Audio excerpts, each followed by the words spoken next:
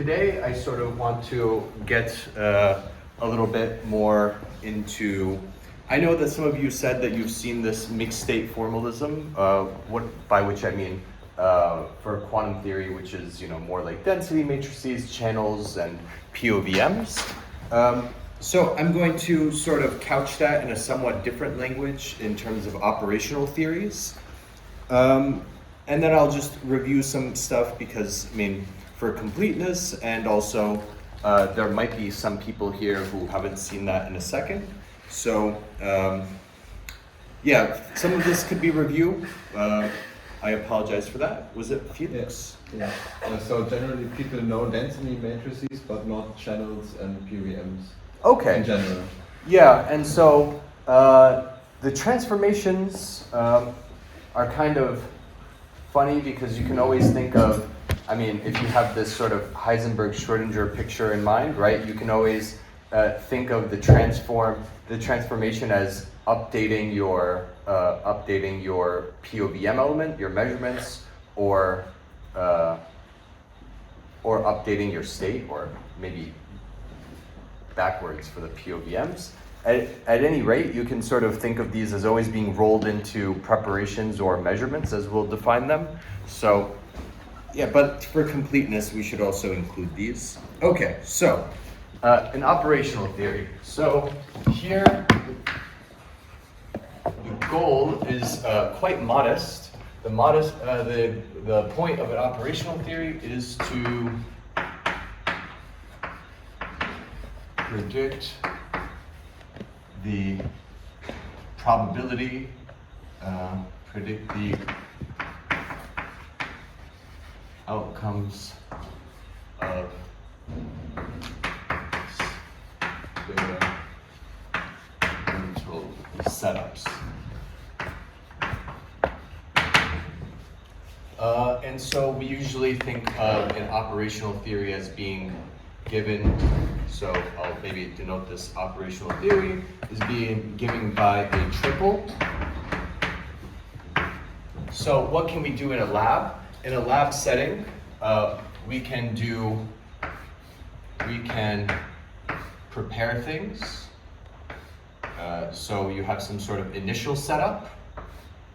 You can go ahead and transform your system, and you can finish it off with measurement. So this is a diagrammatic sort of notation that I don't know if we will continue to use, but the idea is that the preparations are sort of your initial thing. They come, they're a map from basically some scalar to some state. We can think of that as maybe like a density matrix. You can have a transformation, something like a quantum channel, and then you can finish it off with a measurement, which basically kills off the system and gives you some outcome. And a operational theory will produce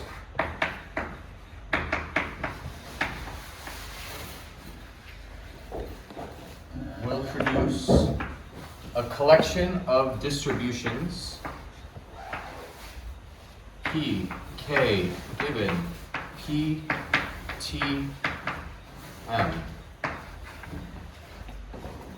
So a collection of distributions for an outcome K for every preparation, transformation, and measurement that we can do in our experimental setup.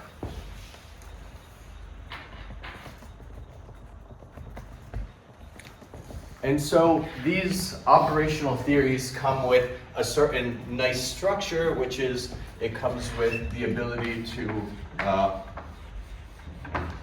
produce.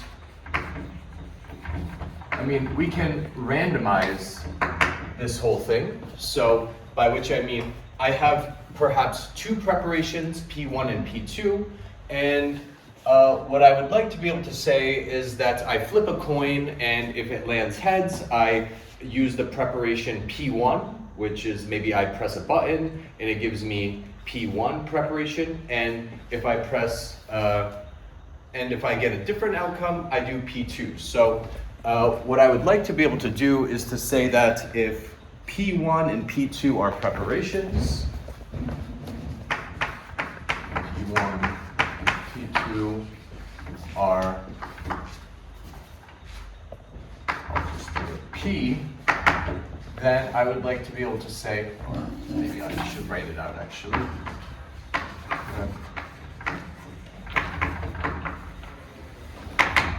Then I would like to say that lambda P1 plus 1 minus lambda P2 is also a preparation. Maybe I'll just say that these are P.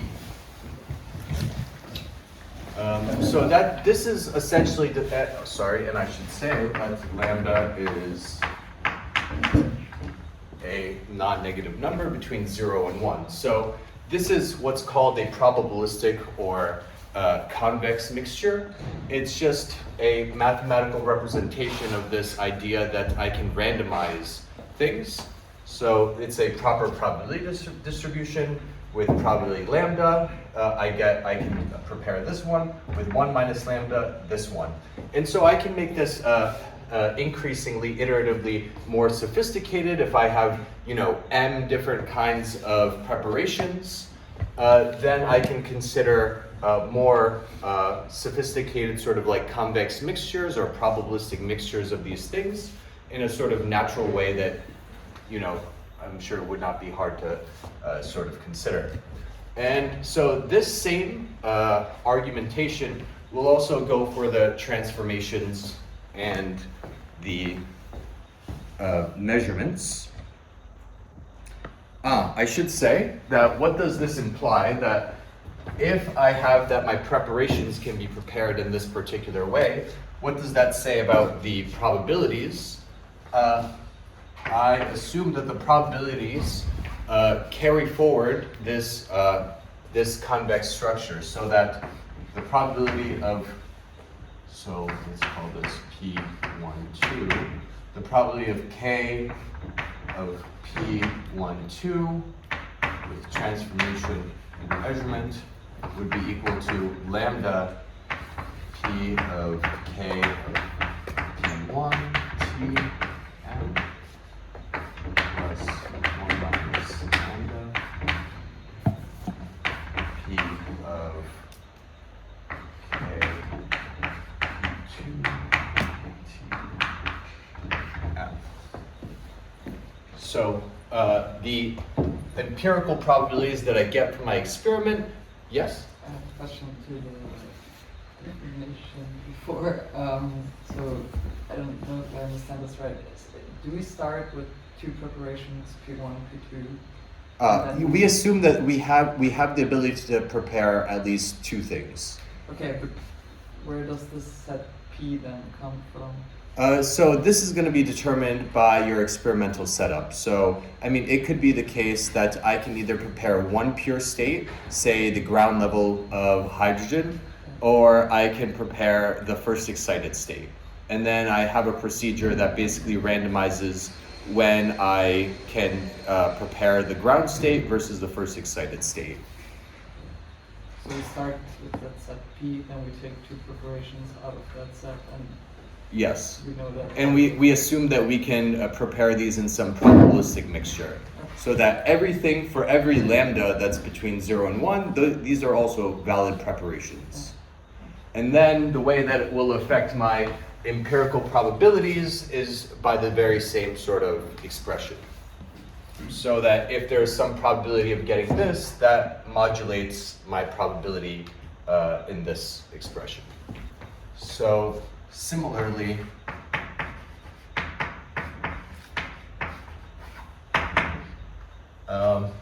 one could imagine, so before just writing what I imagine you think that I'm going to write, I could imagine having two different unitaries. So I could imagine doing nothing to my system, and I could imagine applying a Hadamard or some unitary gate. And I will be able to do probabilistic mixtures of these as well, because my experimental setup, I can just randomize this classically. So I can also have that if, T1, T2, and say, let's give this, say that these are transformations that I can produce, then T equals lambda T1 plus 1 minus lambda T2 is also in curly T as my set of transformations, with a similar effect that it would have on my empirical probabilities. For completeness, I have M1, 2 measurement procedures. Then I can also have any convex combination of them. So lambda 1 plus 1 minus lambda 2 also in M. A couple of other things that you might imagine that we can do, they will not necessarily be always too important, but this idea of an operational theory is a little bit broader than just this. You can also think that I have some composition rules.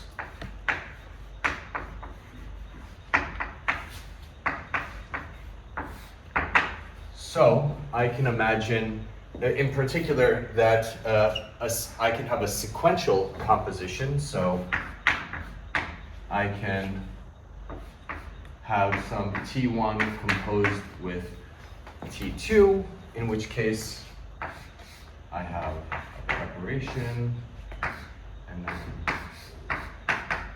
I just follow these boxes together. Sorry, should it be the other way around?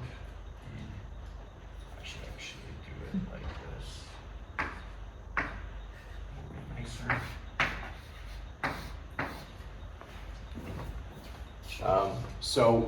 Sequentially preparing, you can't really concatenate preparations or measurements, but you can do so for transformations. So this is like, I have one unitary and then I follow it by another unitary. And then in some cases, you can also think about composing in parallel. So perhaps I have PA, and diagrammatically, maybe I just write these side by side, and then I can prepare something, do a transformation on the joint system, and then maybe I can measure them individually again.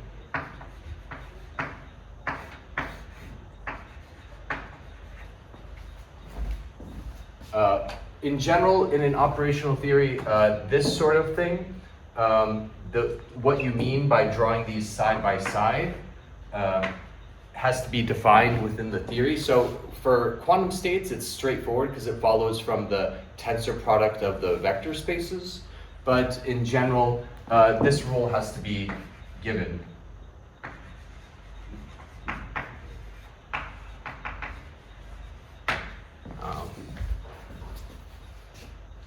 So there's a person who works in this department in the Institute for Theoretical Physics, Martin Plavala, who has an entire basically lecture notes on what are called generalized probabilistic theories, and you can sort of think of those as being roughly synonymous with operational theories. And so he has a very nice discussion of the tensor product and a lot of these notions. I would highly recommend that you guys take a look if you're interested in this sort of thing.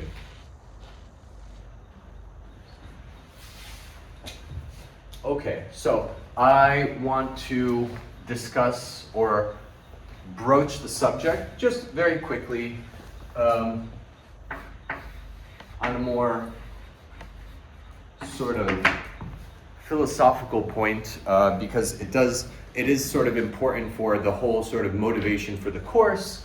And I want to ask you guys, do you find this to be, if somebody said that, okay, physics is this, preparations, transformations, measurements, do you think that this suffices as a physical theory?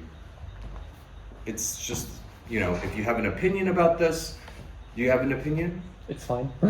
It's fine. Okay, and a lot of people have this opinion. You would not be alone. People going back a century even further, Ernst Mach had this sort of more positivist view. All I care about is basically what I can actually observe, and this is completely sufficient. Anyone else have a differing point of view? I don't know how we should think about this preparation states, but I would think in terms of quantum computation, this should be states that are comparable. Okay. So, states that we can actually manipulate and use, but for Very a whole theory, interesting point. I like that. Okay. But for a whole theory, I would say we have more states than only the ones That are preparable in the lab, right? So that's not a complete theory. Okay. Would it make you feel better if I said that there was some omnipotent experimentalist, not me, I can't even like turn on I don't even know what a beam splitter is, but if there was an omnipotent sort of experimentalist who said, I can prepare you any sort of quantum state that you want. And any unitary gauge. And any unitary and any measurement, is this sufficient? Yeah. Okay, this is sufficient. I mean, I have to ask an experimentalist this because at some point there is the point of view, okay, so I guess the question is just, is this sufficient for physical theory?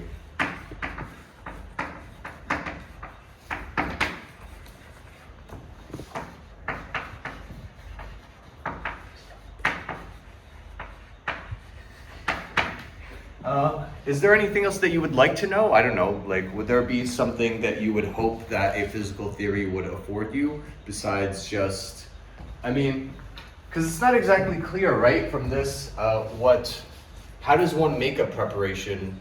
How does one perform a transformation? How does one perform a measurement? You know, somebody somewhere knows how to measure something, but exactly what goes into that. Does anyone feel that this is somehow lacking in any regard? Yeah, it would be interesting to know how the work works. Also, at times when we are not making laboratory operations. I mean, or you know, as you know, so the other side of the other point of view does have some famous people like Einstein, who's like, okay, but you know, Heisenberg says, you know, in 1925, okay, all that we care about is observable magnitudes, and this is all that really matters, and that's sort of where this operational theory is basically in line, morally speaking, with this. And Einstein takes a little walk on him, and he basically gives him a little lesson. He says, listen, young man, while it's true that maybe I said something similar like this about special relativity, that all we care about is rods and clocks, that he's kind of felt like this was a little bit backwards, because you need a theory to tell you what it is that you can even in principle observe. So, I mean, in a lab, what is it that is actually being clicky, and what is actually sort of making it that you have some sort of outcomes? You know, so there's, I think maybe more generally speaking, it's like, what are these things made up of, and how do we actually finagle them into what we call preparations, transformations, and measurements? You would like to have maybe a physical theory that tells you how to put the matter in that sort of configuration for which you can call it a preparation. I don't know, it seems to me that maybe there is something that would be ideal to have, which is sort of like an underlying physical picture. And so I think a lot of what this course is sort of trying to formalize what we would think is a nice sort of underlying physical picture. What are the implications of that sort of physical picture? And in many cases, we see that it does not reproduce quantum theory. So then you can ask the question, okay, do we need to completely abandon this? Or what can we do with this? How can we do anything to add something more than just preparations, transformations, and measurements? I'm not going to linger on this, but I do wonder what gravity has to say about this. At some point, gravity does couple to everything, and so does it make sense to talk about preparations, transformations, and measurements when you're talking about, you know, black holes or cosmology or some of these things? So I don't know. I think that there are some interesting questions to be asked there.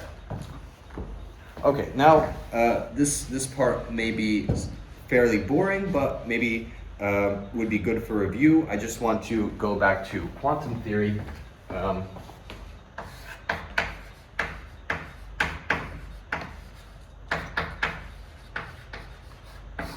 And maybe we can sort of connect with what I've talked about before, so we can couch it in a somewhat different sort of language. So I guess I will call this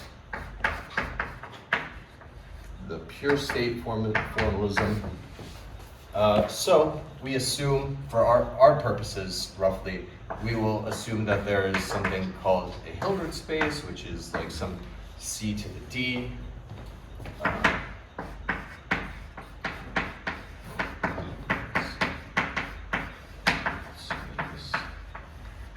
So, you know, that comes with a sesquilinear, you know, inner product and some of these things that I think I'll just assume for the time being that we're familiar with.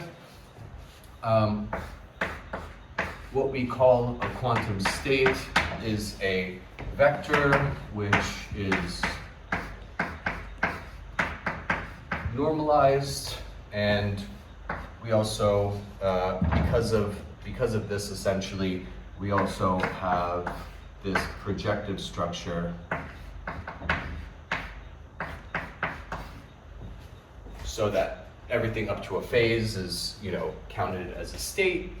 So let's say, I hesitate to call this a preparation because it's really, you need the projector or two of these. So anyway, but let's just, for sake of argument, say that these are our preparations in this pure state sort of approach.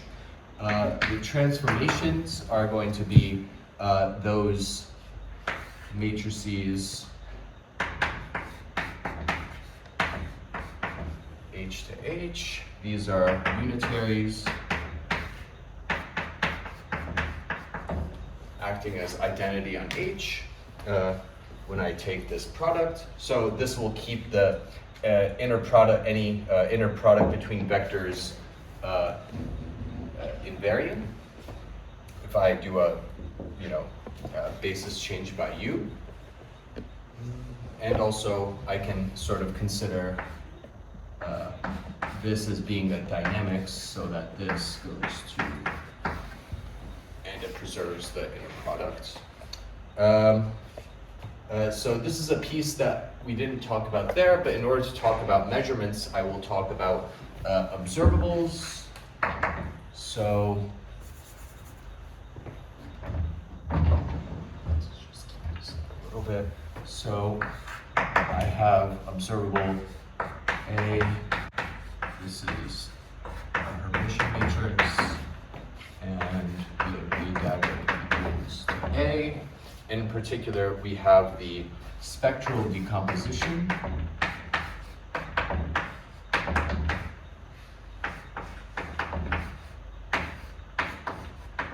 Sorry, I should write it like this. Let's say pi I, where we have that pi I squared equals pi I, and pi j equals delta ij, times pi I. So these things are projections, and so that gives us what we would call the measurements in the pure state formalism are going to be, when we say that we perform a measurement of A, we get some outcome I, given that I had some state psi, and I measured A, is going to be equal to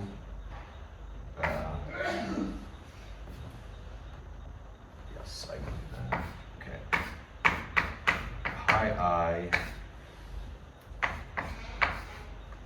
So these are the empirical probabilities that I get within this pure state formalism. I talk about measuring an observable. I get one of the eigenvalues or its label with some probability given by what we call Moore rule. And then there is also the, in quantum mechanics, we also have a sort of dynamical piece to this, which is that I go from psi to pi I psi over trace pi I. I'm switching up stuff, sorry.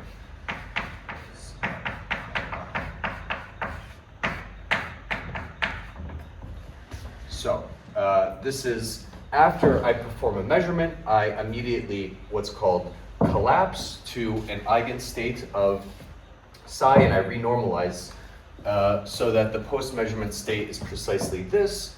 Can anyone give me a rationale for why I would do this precise transformation? It's actually not immediate. There's a sort of little principle hiding here that would give me this update rule. It's often left unstated, but does anyone have a guess as to why I would pick this rule? Because technically speaking, I can, and I will, when I share the notes, you can rewrite this, this whole thing, and you can argue that maybe I should have u times pi here, because if I had u times pi here, it would actually leave the outcome probabilities invariant as well. So what is the principle that singles out this as the appropriate rule? If I measured the observable A again, what would I expect to see? The same result. The same result. So this is essentially uniquely the update rule such that if I measured A again, I recover precisely the same result. There's actually an ambiguity here, so I will type it up in the notes. I don't know. Essentially, I can write this as pi I, and then I can insert u dagger, this because it's Hermitian, u pi I, and so I can actually consider, any operator of this form will give me the same outcome probabilities. And so you might say, okay, why don't I have something like a u here? But then if I did the same measurement again, I would not recover the same exact outcome. So this is the Dirac projection postulate.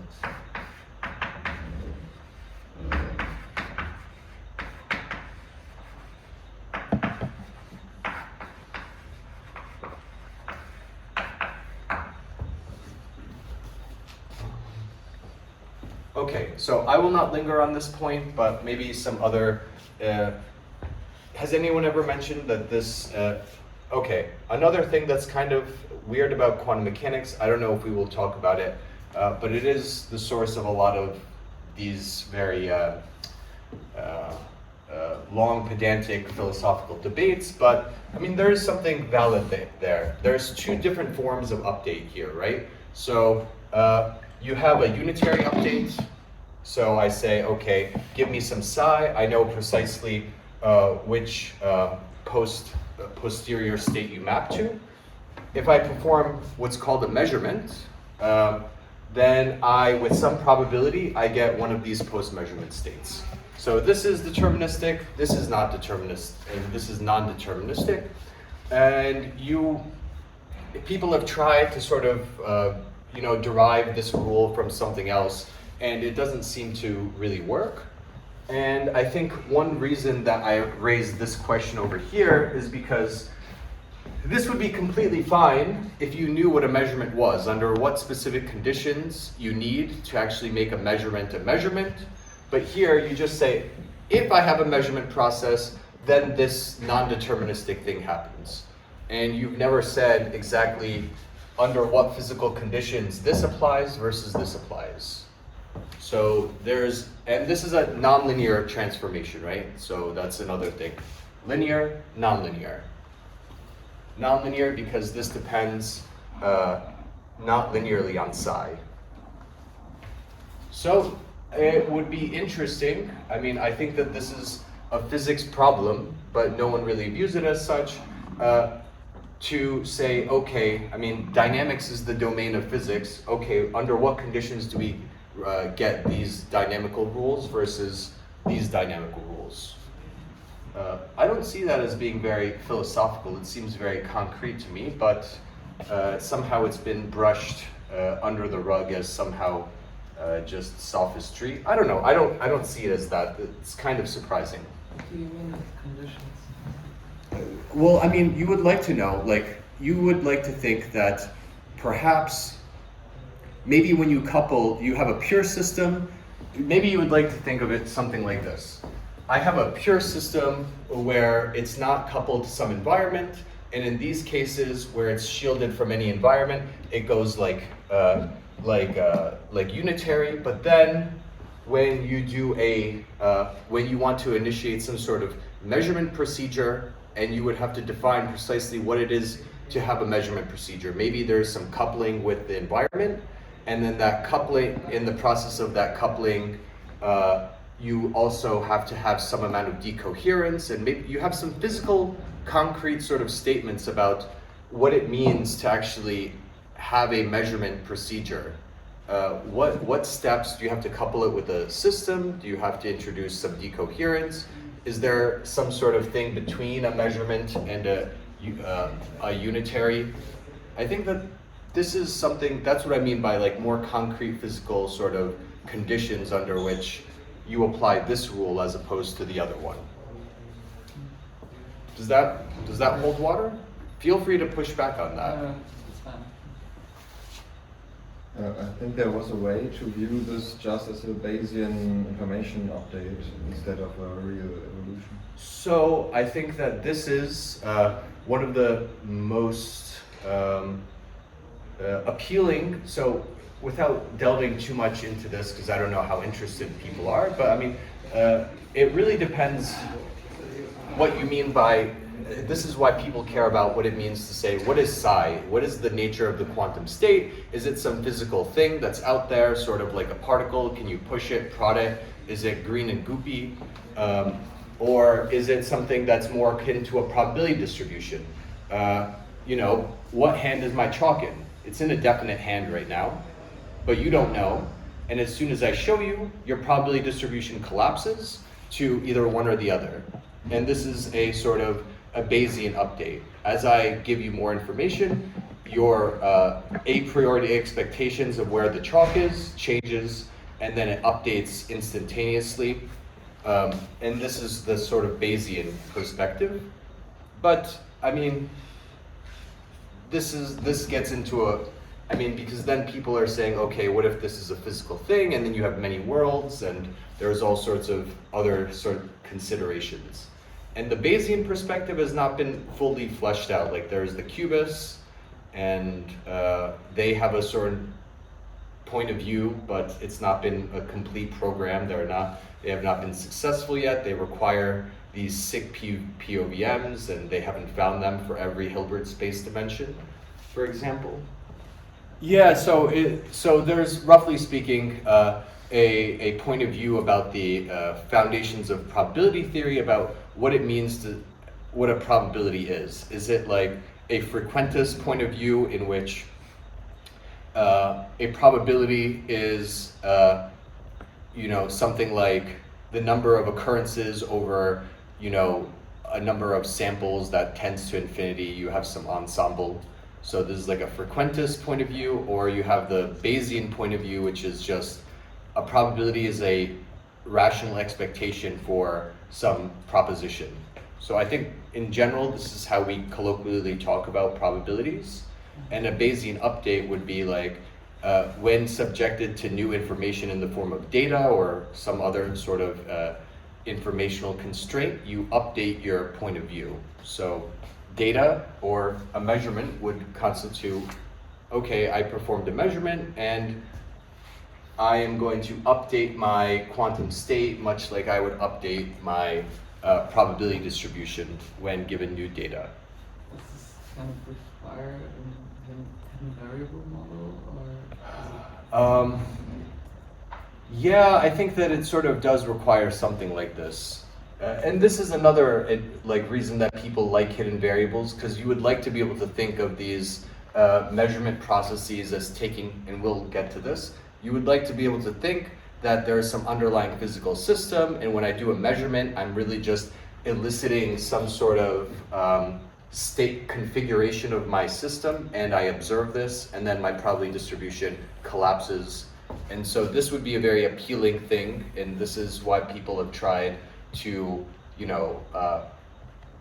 describe, quantum measurement statistics in this way, because it does sort of sidestep some of these conceptual issues, like this one. I want to just do a little detour.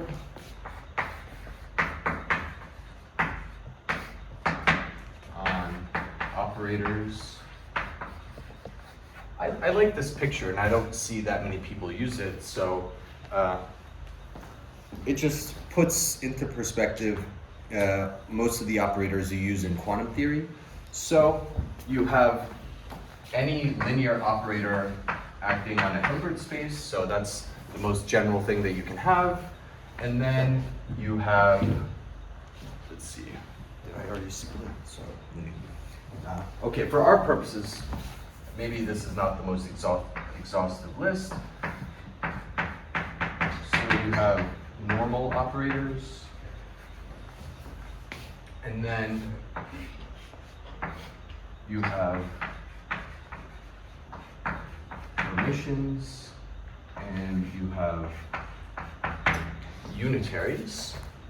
Underneath permission, you have, in addition, positive operators. There's many characterizations, but one is, the eigenvalues of this thing are non-negative. Inside of positive operators, you have also, effects. So these are operators between 0 and the identity, the 0 operator and the identity. Then you have projections, rank 1 projectors. So yeah, this side is getting a little full. And then you have, so rank 1 projectors, these will be what are called pure states. And then if I have a positive operator that's also trace 1, I have the density operators. And rank 1 projectors are inside of that. Okay, I think that that's mainly the ones that I want to talk about. So that's going to help us in this, when I go to this now mixed state formalism, to sort of complete the circle. Theory. So,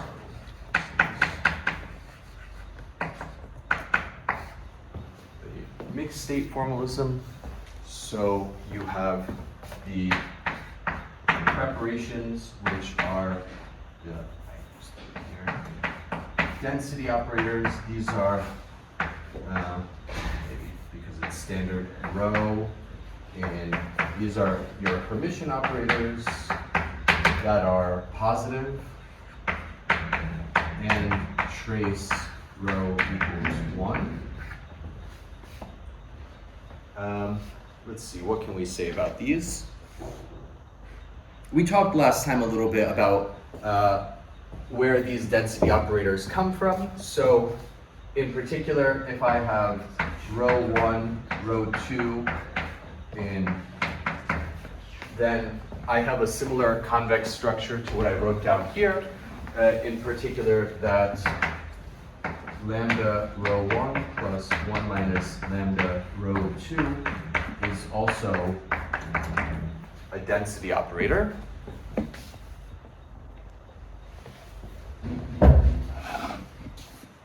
for any row 1 and row 2 in the this says that the space of quantum states, which I will take to be density matrices, it has this probabilistic structure, this convex structure. Also, what that means actually is that there are I can think of this as a convex set, and I can think of this convex set as having extreme points, the most extremal points that can't be written as a probabilistic mixture of any other. Does anyone recall what the extreme points of the space, a set of density matrices is? If you think of the block ball, what's on the sphere? The pure states. The pure states, and these are going to be the projectors, rank 1 projectors. So you have that the extreme states of D of H are the rank 1 projectors. And what that ends up meaning is that any row, because these are the extreme points, they can't be written as a probabilistic mixture of anything else. It means that any row can actually be written, as some lambda I,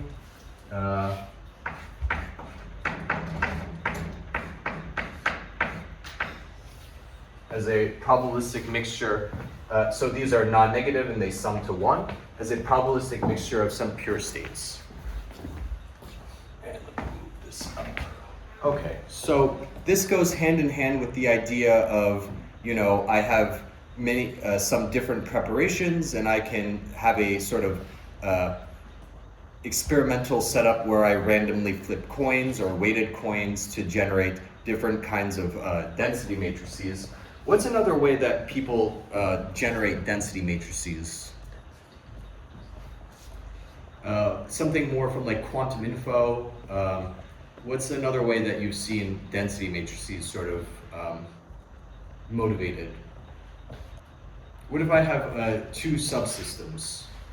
Yeah, so if I have a state, on the composite system and I don't have access to one of the subsystems, I partial trace out, and the reduced matrix and the reduced state on the other remaining one will be some, in general, mixed state, unless the state was pure or separable.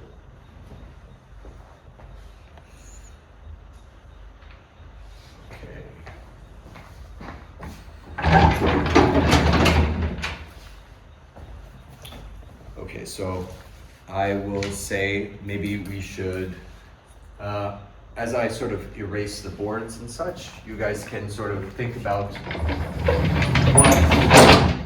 what the analog sort of statements will be for transformations and measurements. Now we are at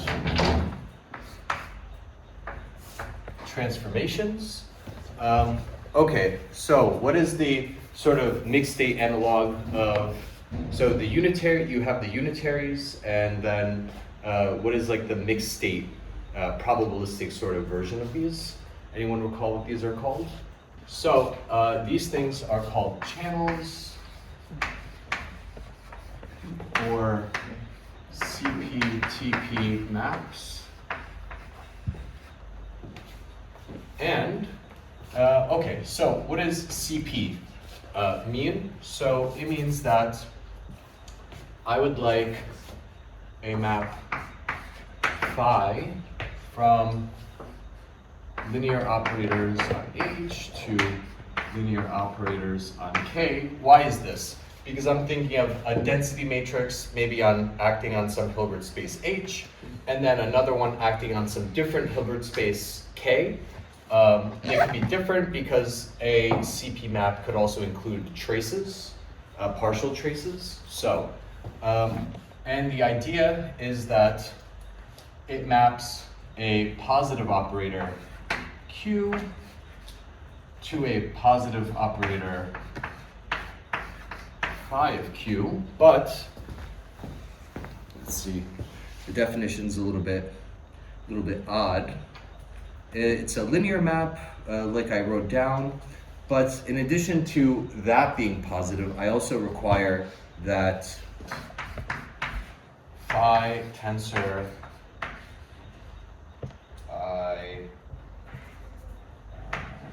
let's call this Hilbert space W.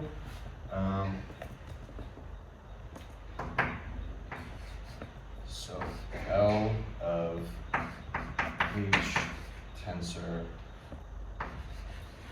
W to L of K tensor W should also be positive.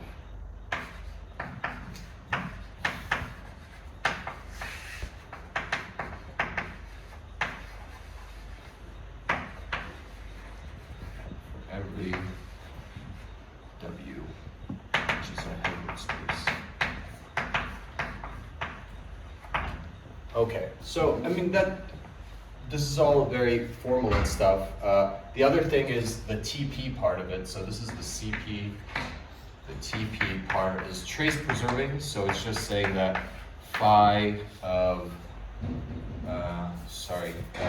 trace of phi of Q equals trace of Q. So if I have a density operator, the trace should be 1. So I would like for my valid transformations to maintain the normalization of my operator, so the TP part. And then, so how much time do I have?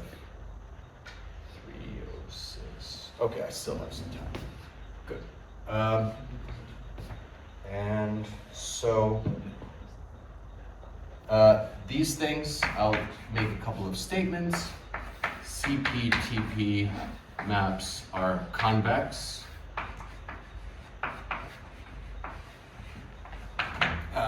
Maybe this is not strictly what I mean by this is a shorthand for saying that I can combine them in a probabilistic way, just like I did the quantum states. So if I have if I have phi 1 and phi 2, I can also implement convex or probabilistic mixtures of them. So I just wanted to say that in passing. And I think that this statement is true. I think that any CP-TP map is equal to a probabilistic mixture of unitaries. But I need to check that. So that would be the analogous statement to saying that projectors or pure states are like the extreme points of the space of quantum states. Okay, so finally we have N. These are my positive operator valued measures. So these are going to be sets of operators EK, where the operators are between 0 and the 1 operator, and the sum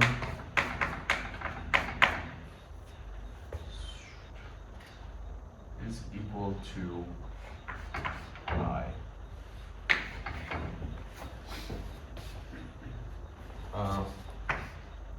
So these also have a convex structure, so I can implement this thing or randomly with another one.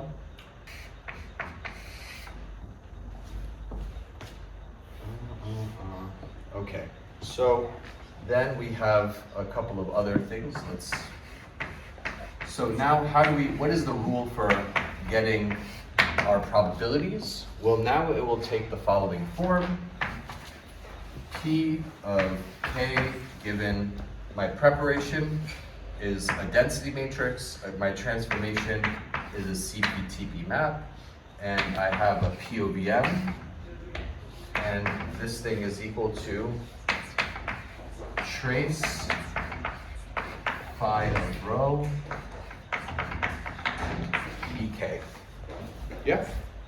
The operators are not unitary, but sum to the identity, Sum to the and identity. it only works in finite dimensions.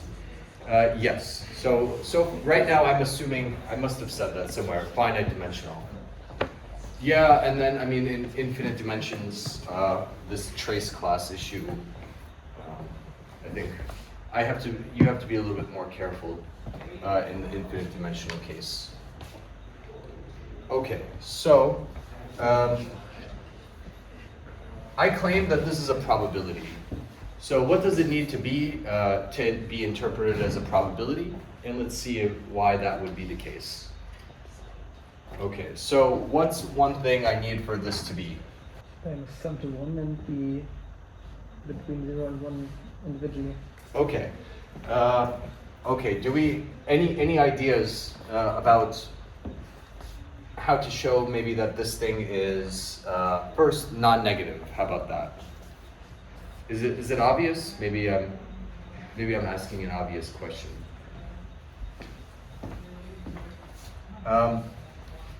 Rho is a non-negative operator. It's positive semi-definite.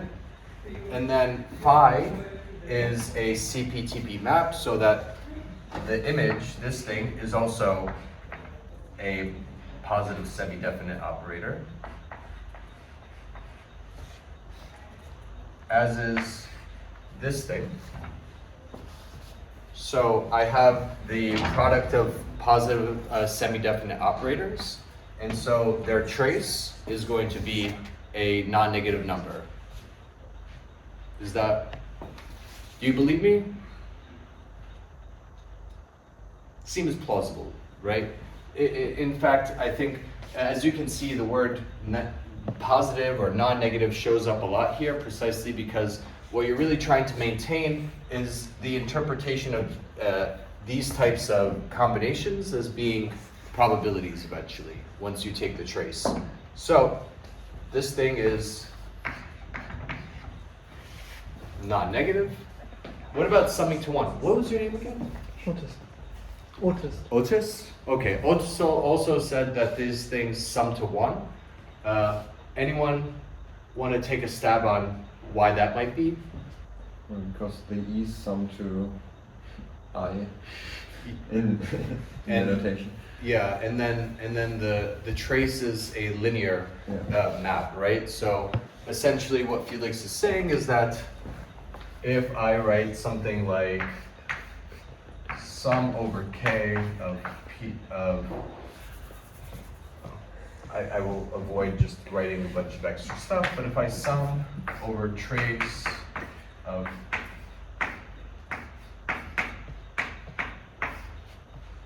then linearity gives me that I trace by rho sum k dk. This thing is equal to the identity, and then so I have trace phi of rho. This thing is trace preserving. Trace of rho. By definition, this thing has trace 1. When we have that ek is equal to pi k dagger pi k just equal to pi k. So this is the case where my measurement operators are coming from a measuring an observable, so these are projectors. I'm restricting to the pure state case. When I have this, I can again talk about an update map. So I go from some rho to now the formula, the drop projection postulate will look like pi k rho pi k over trace rho pi k. So this is the drop projection postulate in the mixed state case.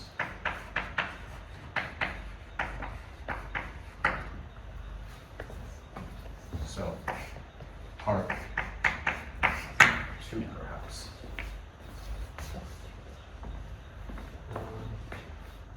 So, is the close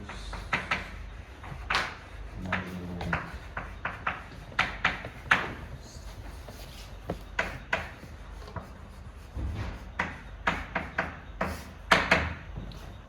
So what we have is that quantum theory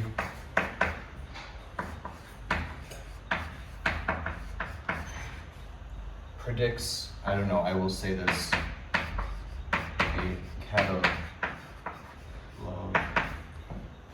of probabilities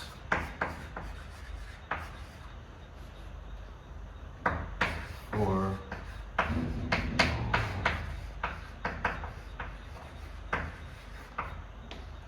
all choices of preparations, transformations, and measurements, which are equal to some rho by. And so this is quite strong. It means that I have, you know, probabilities like this, trace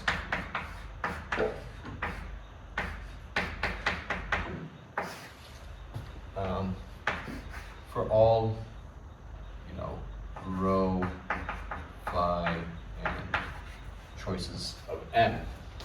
And then so the question that we were sort of talking of before, it would be nice to have a sort of explanation of these measurement statistics in terms of something. Yeah, Otis? I have another question. Yeah.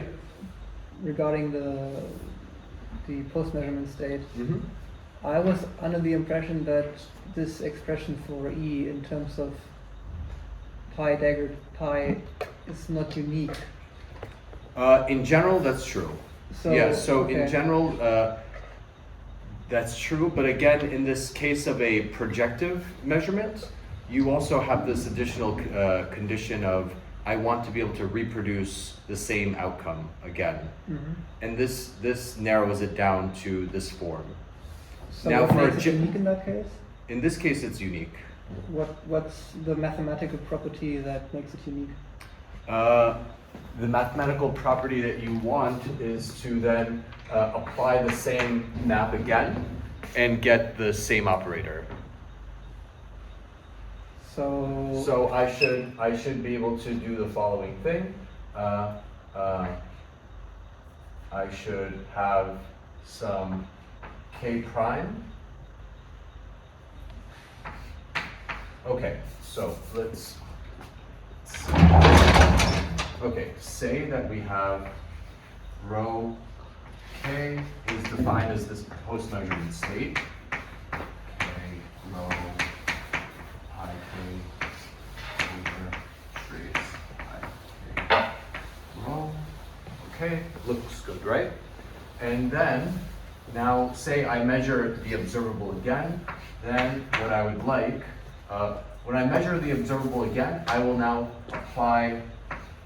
I will get with some probability another outcome, call it J, and now the state is PK, right? PK, pi J, okay, over trace, rho K, pi J. So this is, I've just applied the same rule again. Okay, so I'm just showing one side of this, and then what your question is about is the other direction, which is assume that it's not pi k here, but it's pi k with some additional unitary. Mm-hmm. So that is the most general form, and you will just see that if u is here, in general, you will not get back the same state. I mean, the u could, in general, because you would have to conjugate it through, and then you have a new projector, and that one will not be orthogonal. So what happens in this case is pi j, pi k, rho pi k pi j now over trace rho pi k from the first one, trace pi j pi k rho from the other one. And so this expression only makes sense if j is equal to k. Otherwise, you're dividing by 0, in fact. Yes. And then if there's a unitary, you will see that there will be a unitary plugged in here, right? Between these two. And then, in general, you can't say that the state will be the same again when you measure the same observable. Okay. Is that... Will we see later how the post-measurement state looks like?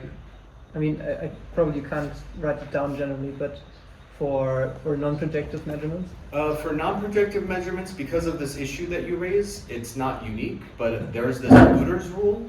And Luder's rule gives a particular prescription. Now I can't remember what it is, but there's some information theoretic sort of argument that it minimizes some distance, some information theoretic distance. So I think the closest thing for POVMs is this Luder's rule. Okay. But again, you have to make an argument for it that's sort of distinct from this, because in the POVM case, you don't necessarily have this determinism. Okay, so what I want to say about this is kind of more along these lines, which is you have this sort of collections of probability distributions, and we are going to try and see how much of these sort of how many of these probability distributions, or in what contexts, in what situations, can we recover something like P of K, P, I'll go back to this notation, just slightly more general. Can we reproduce this with something of this form? And I will try to motivate where this comes from. D lambda prime, P lambda given P, P lambda prime given T lambda, and P of K given N lambda prime. So this is not the most general thing that you would expect. I will give a flavor of the argument briefly, and then maybe in more detail the next time we meet.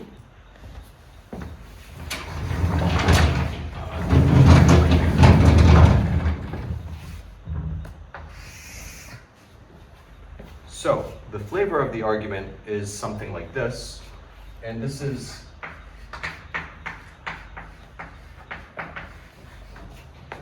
what's called an ontological model. Ontological, fancy word for just something that's physical. It's out there, it's green and goopy, you can touch it, press it, boink it, whatever. So let's be a physical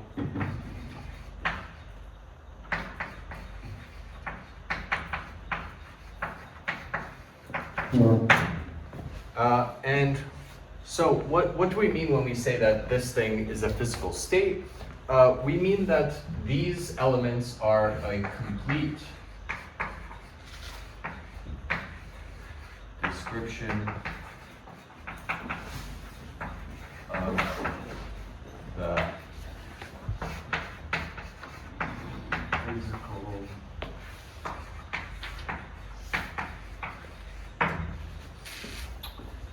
and we'll see precisely what this assumption amounts to mathematically. So, in general, let's say that we have some joint distribution, and I will just put these additional indices P, T, M as subscripts here. So we're going to assume that there's some joint distribution over the outcomes. Lambda times lambda. Okay. Assume some joint distribution. So what that means is I have some P of K lambda prime given P, T, M. Okay, now this is completely general, but there is some additional structure that's inside of this. In particular, we would like to model the case where preparations precede transformations, which precede measurements. So there's an intrinsic or implicit sort of causal sort of structure here. And so we want our probabilistic model to still obey this general causal structure. So what that means is that we would like,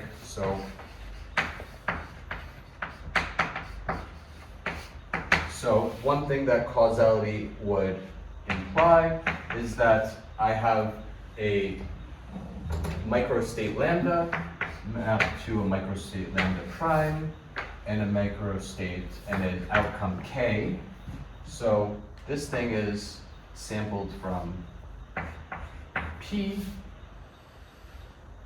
So maybe I put this P, and then we have a transformation T, which gives me a new microstate, and a measurement process that gives me the outcome.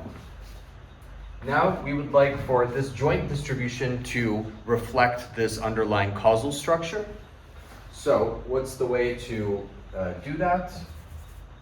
We're not going to make any assumptions yet, but you can always use the chain rule of probability theory to just write this P, T, M is equal to P of lambda given P, T, M, P of lambda prime given P, T, M, lambda prime, and then times P of K given P, T, M, lambda prime.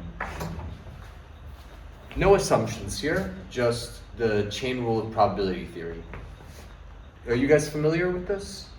Probability of A, B is equal to probability of A times probability of B given A.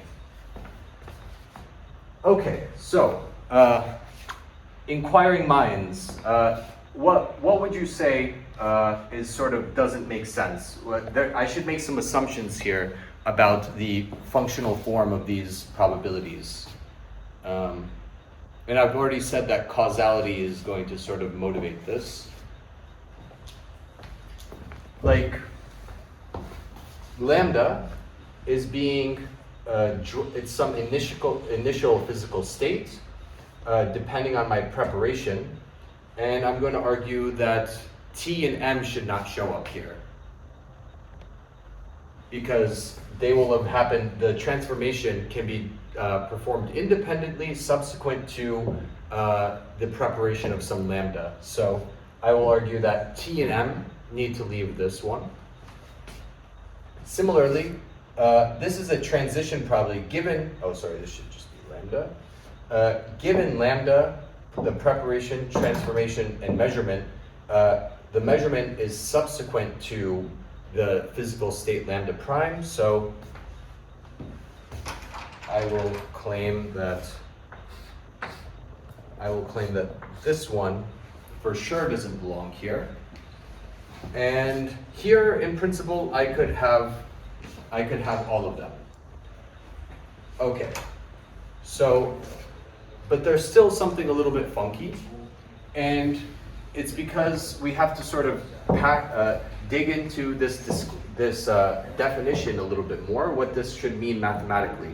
Yes? Why aren't, in this case, T and M already no, rather P and T already included in the lambdas? Sorry. How do you mean? Sorry. I mean- are you talking about a specific part of the decomposition? or up Lambda here? would be derived from P in some way. Lambda would be yes. So when you write down the probability, isn't it redundant to write down P and lambda? Where? Here? Yes. Yes. So we will get to that. That's exactly correct. Okay. That's exactly correct. Yeah, I was just saying that there are still some additional. Oh, I see. You were answering my question. There's still some funky stuff going on here that you would not necessarily expect a priori. Can anyone else? So when I say that lambda is a physical state and it's a complete description of the physical system, if I do a if I do a transformation process that modifies the physical state so that it goes from lambda to lambda prime, the preparation no longer matters. The preparation shouldn't matter because all that matters is the physical state that I was at and the physical state that I will be preparing or generating as a result of the transformation process. So I claim that here P should also go. Similarly, in this picture, there's a couple of additional things you could say. Okay, well, in the measurement process,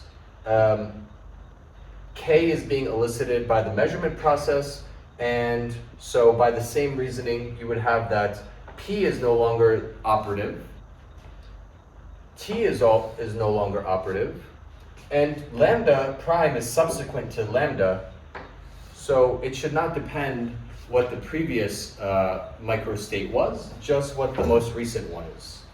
So you have precisely a structure that looks like this. So, I mean, these are assumptions, right? This is not required by the laws of probability. These are required by causality and some sort of classical intuition that we have that things, if they are to be physical, that they should have this sort of structure. Now, if you say, I want to maintain a probabilistic structure at all costs, then maybe you can play around with leaving some of these additional parameters in, but then what is it precisely physically meaning when you do this sort of thing? And then you get into some really weird, you know, super determinism type of arguments. So you have that this, after our assumptions, which I'll just put like this, you have lambda given, or maybe I'll just make it a little bit easier for me, P conditional on P lambda times P conditional on T lambda prime given lambda, and P conditional on M K given lambda prime. So now we have something that looks like this. This is where expressions of this form come in, and now you see that this is not the most general thing that you could write down. Here, I have a lot of flexibility in quantum mechanics. I can keep the quantum state fixed and change the transformations and measurements. I can keep the transformation fixed and move the other ones, and I can keep the measurement fixed and change around the other ones. And that's a lot of flexibility in how I generate these probabilities. And every time I keep one of these fixed, I have to use the same exact conditional distributions. So that's very constraining. If I had been able to just keep my joint distribution in the most general form, I could probably reproduce all of these. But the fact that I have this very sort of stringent breakdown will end up being a little bit too rigid and lead to not being able to sort of reproduce the quantum measurement statistics. Okay, so I think that is what I wanted to say for today. Any questions? Aren't there ontological models which can reproduce the statistics? So if you restrict your choices of states, transformations, and measurements, yes, but you cannot do it for all choices of states, transformations, and measurements. What about things like Boolean mechanics? Don't they generate? But Bohmian mechanics does not satisfy this. So, or I should be a little bit careful. Let me think for a second. Bohmian mechanics is a little bit interesting. Can I come back to this question maybe in the beginning of next class? But the thing about Bohmian mechanics is that the lambdas include the quantum state itself. Normally you would think of the density rho as being like a preparation, but in Bohmian mechanics, since you're assuming that it's like a physical thing, it's actually part of the lambdas. So I got to think about how to break it down, but it avoids these contradictions precisely because it does not abide by precisely this. In particular, I think that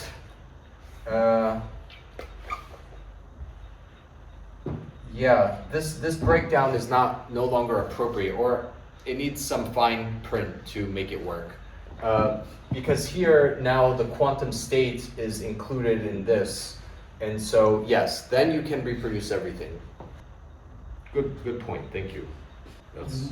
So you want lambda to be, so you want it to be inside the standard model. Yeah, so this would be more like a psi-epistemic. I mean, well, this is more like a realist sort of model.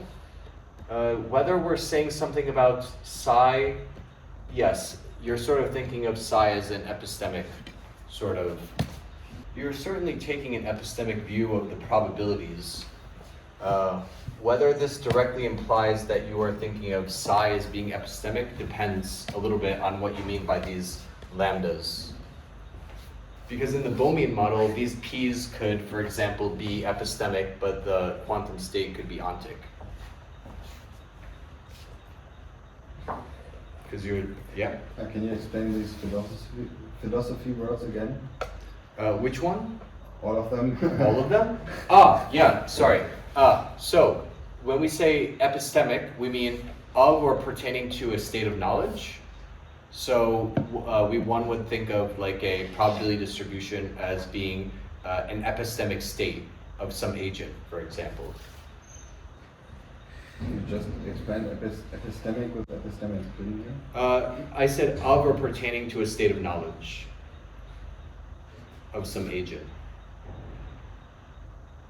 So, I mean, let's see, another example. So, to contrast, so you have ontic, which is more like a physical state. So it's like the furniture of reality. So that's, I use that interchangeably with physical.